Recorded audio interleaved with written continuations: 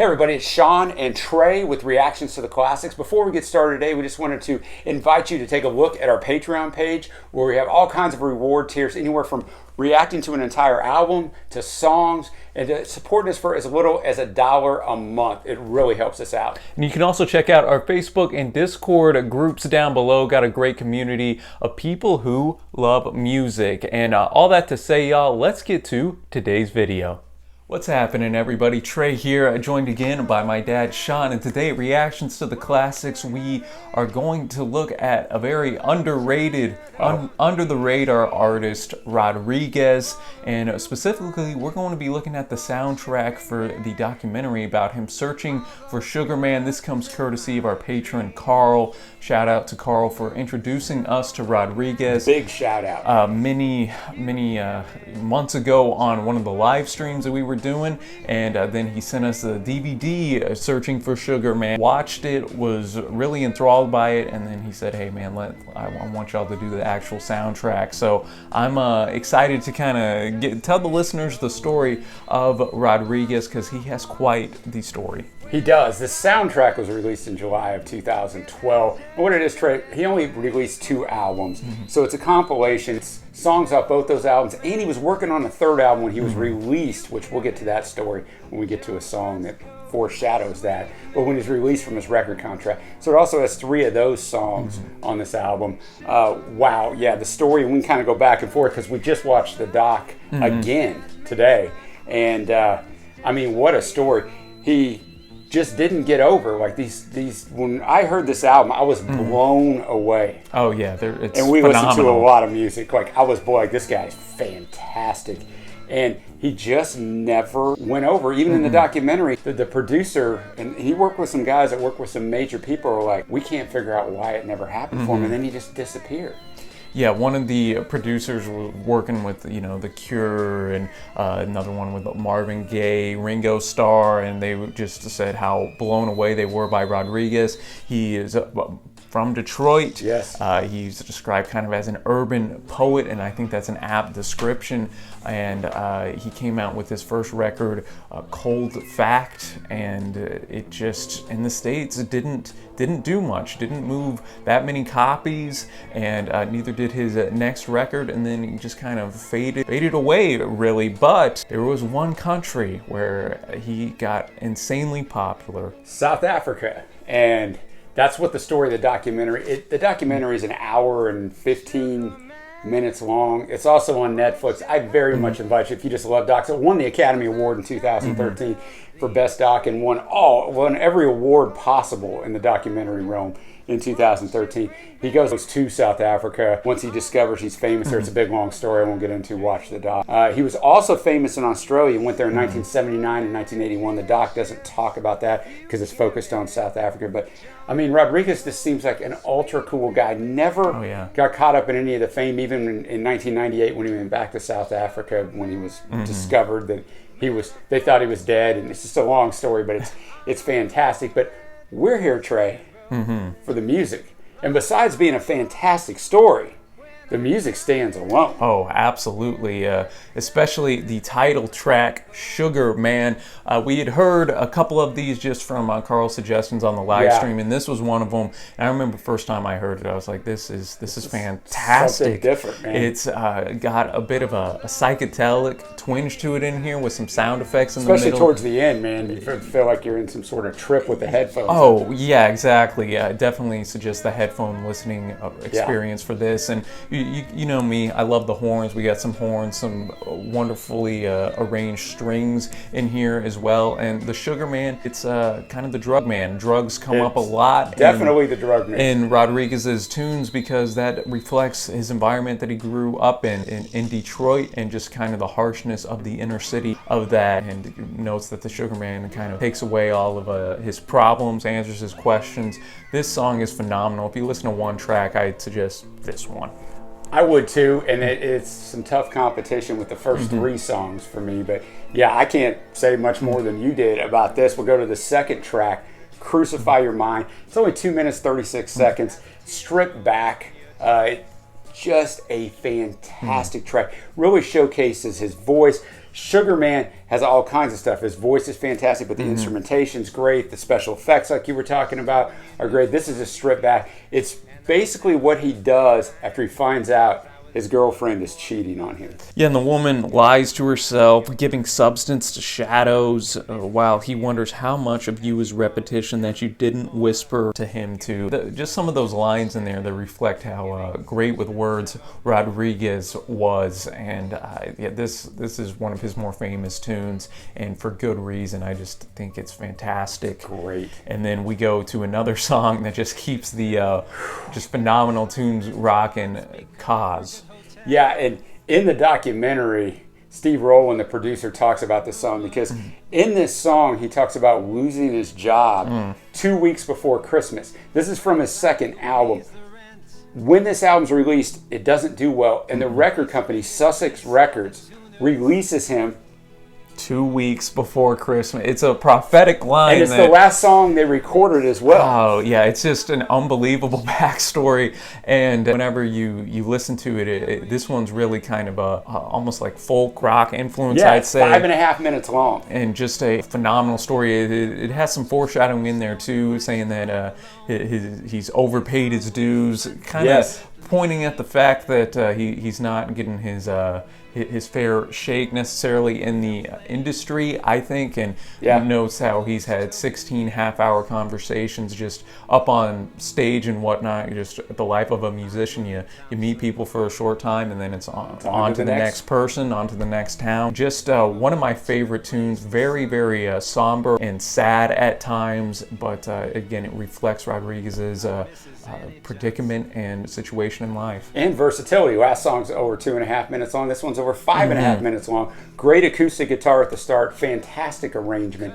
That takes us to I Wonder. He's wondering about all these things about a woman, except for one verse where he wonders about things in the world that's kind of in the middle. Very good lyrics, Trey, as most of his stuff is. Yeah, and I think it just reflects the fact that we all wonder about things personally, relationally, and then in the world. Rodriguez kind of casts some doubt about the state of the world in a couple lines in here. And I thought we had the organ in there, so again, gave it a little bit of its own unique flair and personality to this tune from our first three, and this is one of his, again, more famous tunes. So we start off with 4 songs that are just fantastic.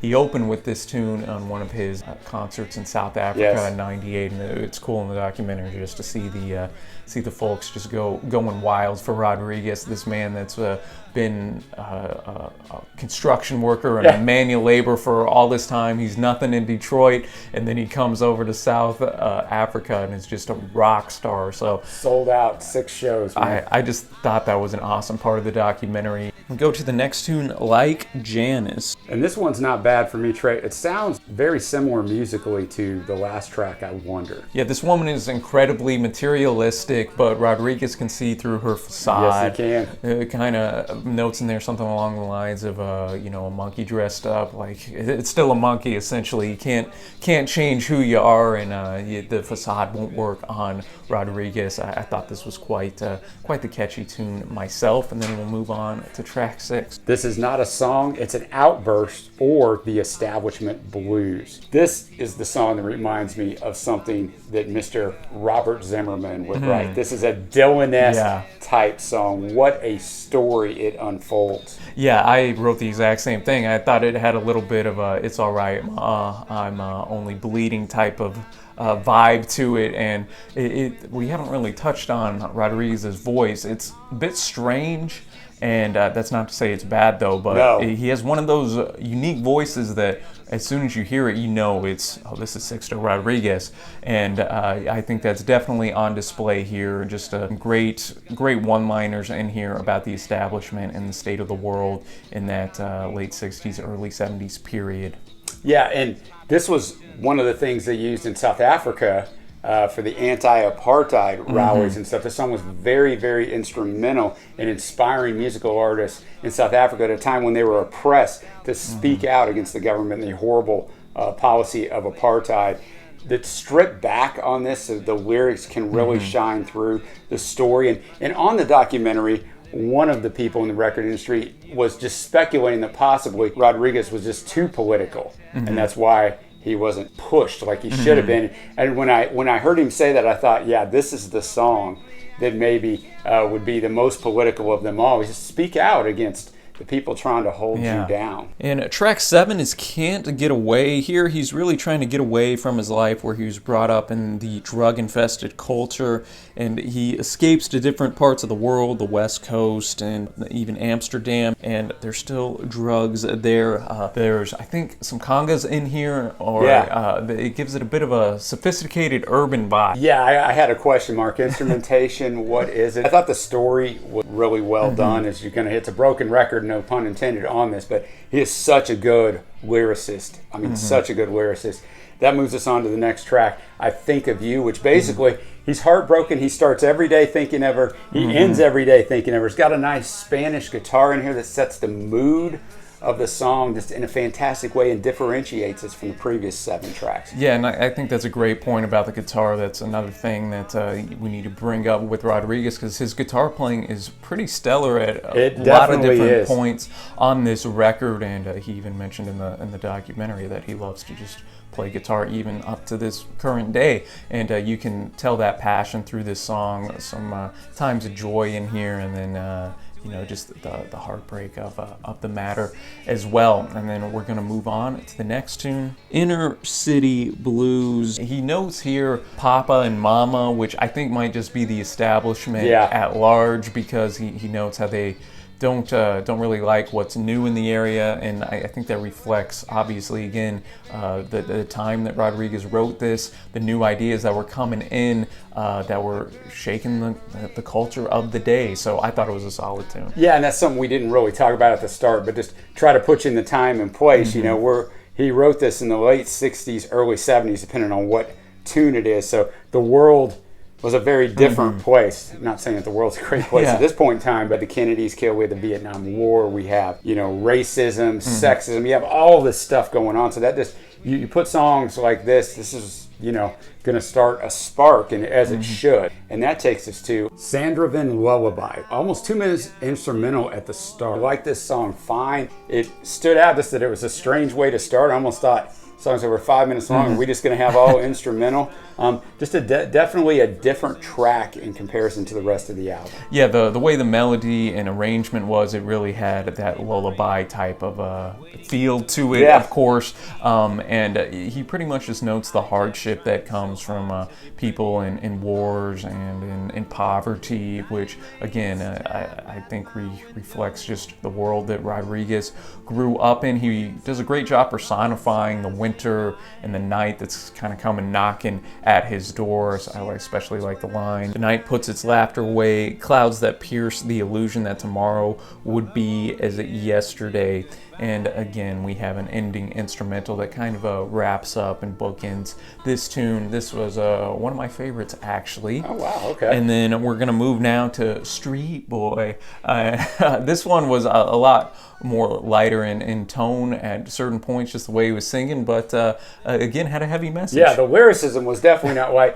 Just talking about the boy doesn't spend any time at home because he's drawn to the street, to the allure of the street, and then if he continues that, he's going to end up alone. Nice backing vocals, very nice percussion on this one. Oh yeah, and the only thing I'll add is at the end he just says street boy quite a bit, and then his last phrase is sweet boy, so maybe a little foreshadowing that this boy will hopefully have hope, because as Rodriguez mentions, they never met anybody in the streets who was really able to get out of it. And then that's going to go to a most disgusting song. And this one is also a outlier on this album, because he basically speaks the lyrics the entire spoken word. Yeah, and he's talking about how all the different gigs and all the different bars he's played, and he uses some verbiage you can't use in 2020. Nothing bad was accepted, you know, in 1970. This reminded me very much of something you would hear in a mid-70s Tom Waits album. That's a good comparison, man. It was a bit surreal at points. Not my favorite, but I respected mine neither, but it was the theme, different. You know? And then that moves us into the next tune, I'll Slip Away. And here, the guy, the protagonist of the song, is always kind of looking to slip away from the problems Yes. that he's facing, and then he kind of comes to the epiphany that, hey, maybe today can actually be the day I slip away from the problems and everything that's around me. This one, again, another beautiful arrangement, wonderful strings that were just pretty and kind of reflected the hope that this guy had. Well, you said it all right there. I don't have anything to add to it. Agree with everything you said. It's going to take us to the final track on the album, Jane S. Hitty, which on this one, drugs are mentioned throughout it. Just a track it's not bad. Yeah, and here his father died, which might be causing the main character to go out and kind of relapse, go out on a binge. And at the end, I thought that there was a cool little spoken just thing from Rodriguez that thanks for your time, you know, I hope you thank me for mine type of deal. I thought it was a great way to end the album. I thought it was a perfect arrangement of the songs. There's 14 songs on here. It was a perfect song to end with because of that. Oh, absolutely. And then that'll take us now, I guess, to our favorite tunes. Well, for me, it's the first three: Sugarman, Crucify Your Mind, and Cause. I'm going to add the Lullaby tune in there as well as All Slip Away. Sweet Boy was pretty awesome, I thought, as well. Just a ton of great tunes. This pretty much plays like a greatest hits of Rodriguez here, I think. Yeah, and that takes us to our overall score, which we discussed this beforehand. And you want to discuss your overall score first? Yeah, well, I don't usually rate these greatest hits and compilation records, but I will say I highly, highly recommend this.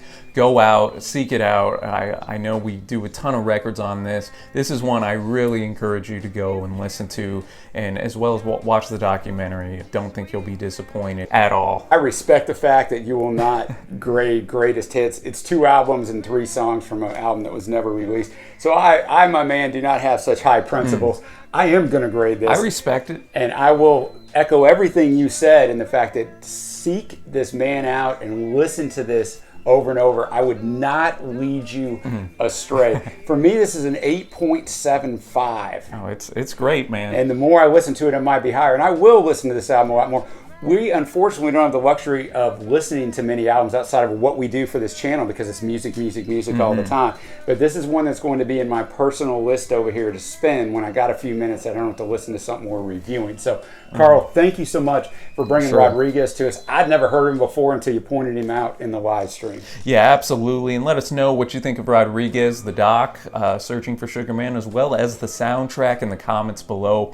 If you enjoyed this video, be sure to give us a big thumbs up, as well as hit that big red subscribe button. We upload every single day. And until next time, y'all, thank you so much for watching. Happy listening, and we will see ya.